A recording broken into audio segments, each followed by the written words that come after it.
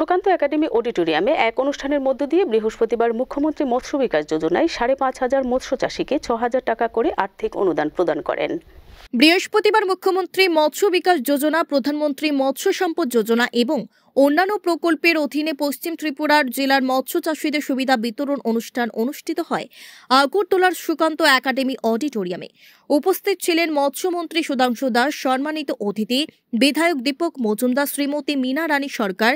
অনুষ্ঠানে সভাপতিত্ব করেন সভাধিপতি পশ্চিম ত্রিপুরা জেলা পরিষদ বলাই গোস্বামী এবং মৎস্য দপ্তরের অধিকর্তা সন্তোষ দাস। অনুষ্ঠানে বক্তব্য রাখতে গিয়ে মৎস্যমন্ত্রী সুধাংশু দাস বলেন, রাজ্য সরকার রাজ্যে প্রকৃত মৎস্য চাষীদের মুখ্যমন্ত্রী মৎস্য বিকাশ যোজনায় বছরে ৬,০০০ টাকা আর্থিক অনুদান দেওয়ার সিদ্ধান্ত গ্রহণ করেছে।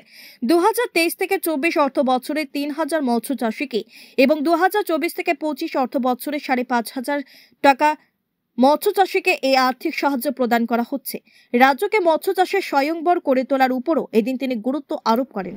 কৃষি এবং কৃষি কল্যাণ দপ্তরের পক্ষ থেকে যেহেতু তাদেরকে ৬,০০০ টাকা প্রতি বছর কিষাণ সম্মান নিধি হিসাবে দেওয়া হয়, আমরা কেন না আমাদের ফিশারি ডিপার্টমেন্টের যারা মাছ চাষি আছেন বা ফিশ ফার্মার আছেন তাদেরকে কেন আমরা সমান অনুপাতে সুযোগ দিতে পারি না? কারণ তারাও চাষি, যারা ধান কৃষক যারা আছেন, ধান, সবজি, অন্যান্য সিজনাল সবজি যারা করেন তাদেরকে যদি আমরা কৃষক বলি, ঠিক তেমনি আমাদের রাজ্যের যারা মাছ চাষ করেন তারাও তো কৃষক, তাদেরকেও কিছু না কিছু সুবিধা আমাদের দেওয়া উচিত। এবং ২০২৩ সাল থেকে আমরা সিদ্ধান্ত নিয়ে বাজেটের মধ্যে আমরা রেখেছি ২০২৩-২৪ অর্থ বছরের বাজেটে এবং ২৪-২৫ অর্থ বছরে আমরা রেখেছি।